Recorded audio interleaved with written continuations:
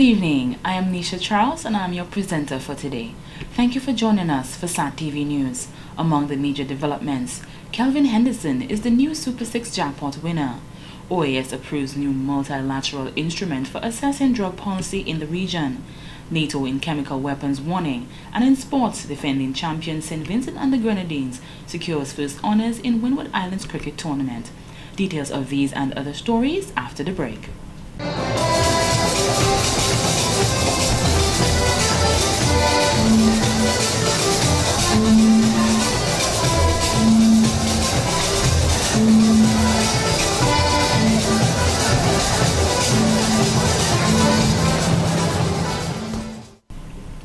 Thank you for staying with us. Now for the details of the news.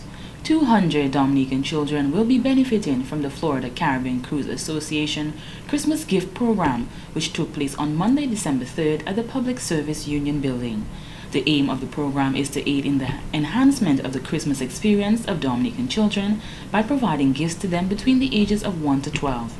Chief Executive Officer of the Dominica Air and Seaport Authority, DASPA, Mr. Benoit Badwell, is very pleased to be part of this annual Christmas gift program with the FCCA aimed at putting smiles on children's faces. It is, in fact, a wonderful occasion for us to be associated with having to join hands with the cruise lines to make you happier than you were before by ensuring that every child here receives a gift for the holiday season. He said that they have been working with the cruise lines for a number of years, especially the FCCA, and they want to develop a relationship whereby they can continue to increase cruise activity to Dominica. Mr. Badwell thanked the crew for making a special effort each year into ensuring that children receive gifts for the Christmas season. Permanent Secretary in the Ministry of Tourism and Legal Affairs, Ms. Claudia Bellot, thanked the cruise ship workers for taking time out of their busy schedule to provide the Dominica children with gifts. I'm sure all of you know that giving gifts at Christmas is a very special thing. The greatest gift that was given to us is the birth of our Lord Jesus Christ.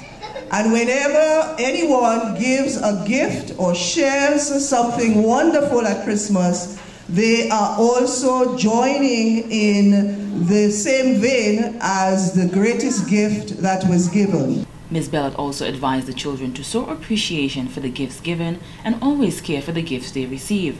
Representative of the MV Emerald Princess Cruise Line, Mr. Mark Axford, says it gives them joy to share Christmas joy with Dominican children. Well, it's our absolute pleasure to be here today.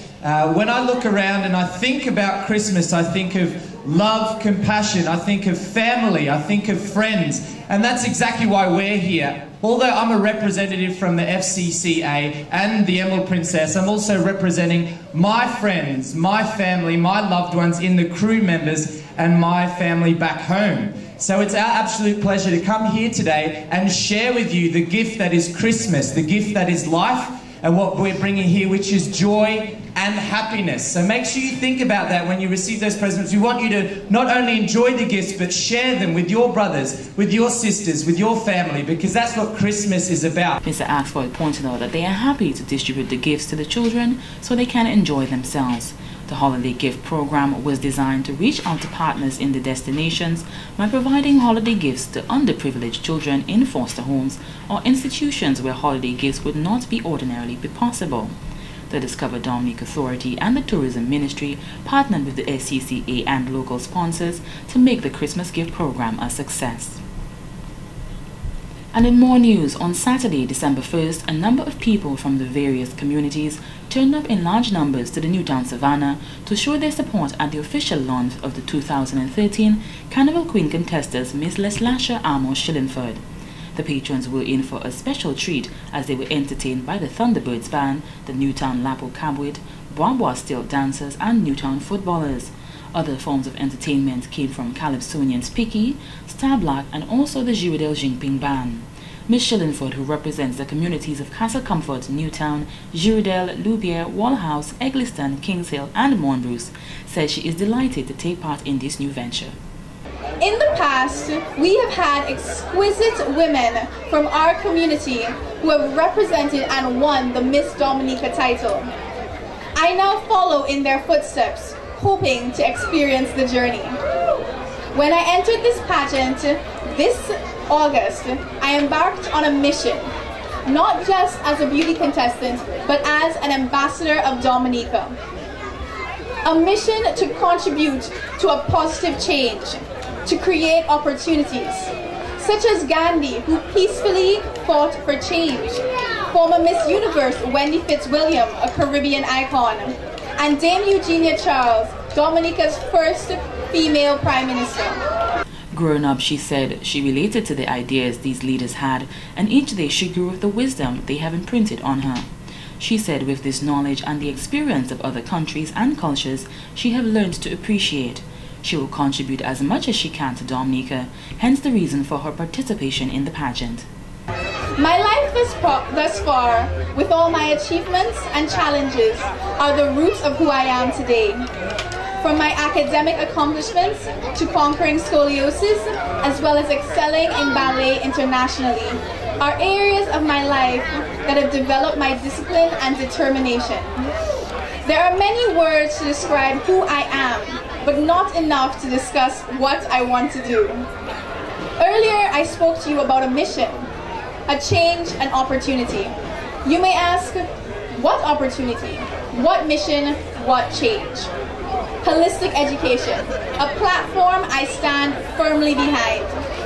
Holistic Education for All is a program that strives to incorporate a variety of subject areas such as arts, sports, and traditional subjects, as well as including philosophy, to ensure that students understand what they learn, why they learn it, and how it relates to the world around them. Ms. Shillingford stated that everyone deserves a right to an education and should be able to express their talent. Whether one finds their passion on a canvas, on a football field, in a science lab, in a math equation, or in the middle of a rainforest, one's goal should be to excel at that passion. Find your passion, then excel. In this way, I hope that we can make a valuable contribution to the development of our people, of our country, of our region. We were born to make manifest of the glory of God that is within us. It is not just in some of us, it is in everyone. And as we let our own light shine, we unconsciously give other people permission to do the same. Parliamentary Representative for the Roseau Central Constituency, Honorable Ambrose George, advised the young ladies that the Carnival Queen Show is a very important exercise which must always be taken seriously. Mr. George says he is very impressed with Ms. Shillingford's scholastic achievement, in addition to those she has made in culture and all aspects she has taken up in her life so far. And I dare say that we couldn't have a better contestant than Leslasa Amos Shillingford for the Newtown area. Leslasa, we are very proud of you. And we want to assure you that we're going to be on the 8th of February at the Carnival City to ensure that you're victorious at that Carnival Queen Show. Secretary General for the Dominican National Commissioner for UNESCO and resident of Castle Comfort, Miss Sonia Williams, says she is proud of all the young ladies. Over the past 2 weeks, I had the opportunity to listen to all 7 young ladies when they had the interview segment on DBS Radio. And they are good, they are intelligent, they speak well, they know their history. And some of them, they do it with a passion, and that's what passion kind of builds us up as to what we are supposed to do. So you, the other 6 beautiful, intelligent young ladies there, we applaud you tonight, and we wish you well on the night of the 8th of February 2030. She also advised the young ladies to put their best foot forward on the night of the competition.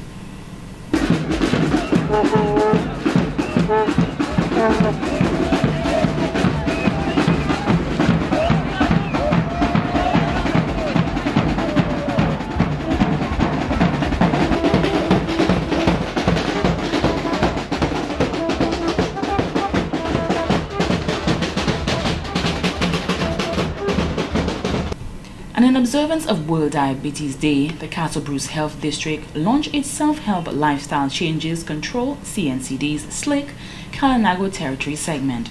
SLIC was initiated by the Castle Bruce District Medical Officer Dr. Velda Wade in March 2012. The goal is to disseminate information to clients and help them implement this information, which would help them make healthy decisions for themselves, their families, and communities. Over 150 SLIC participants, who included community members from Maho River, Salibia, Castle Bruce, and students from the Salibia Primary School, publicly took a stand against diabetes. SLIC Kalinago Diabetes Day activity included a health walk from the Gullet River bus stop and the Point Salibia bus stop to the Salibia Primary School. There were cultural presentations from Prosper Paris, Carina, and Carafuna cultural groups and the different SLIC groups. The first segment, SLIC Castle Bruce, was launched in September 2012 in observance of the Caribbean Wellness Day. SLIC activities include physical exercise Mondays to Thursdays from 4 p.m. to 5:30 p.m. at the Castlebrook Health District. Sergeant Jerome Banes, FNP, Charmaine Julian, and Dr. Velda Wade manage the program. Also, local food preparation demonstrations are done every other Friday. SLICers get at demonstrating the ability to use local foods and physical activities to stay healthy and encompass an integral community effort. The Kalinago Territory segment takes place in Maho River, where physical exercises are carried out by primary healthcare nurse Doreen Etienne on Tuesdays at 5 p.m. and Sundays at 5 a.m. This is also done in Salibia on Mondays, Wednesdays, and Fridays from 4:30 p.m. conducted by Mr. Cozier Frederick, who is trained in martial arts and physical exercises, and registered nurse and midwife Winnie Joseph. And in more news, Kelvin Henderson is a new winner of the Dominican National Lottery's, the DNL's, Super 6 game.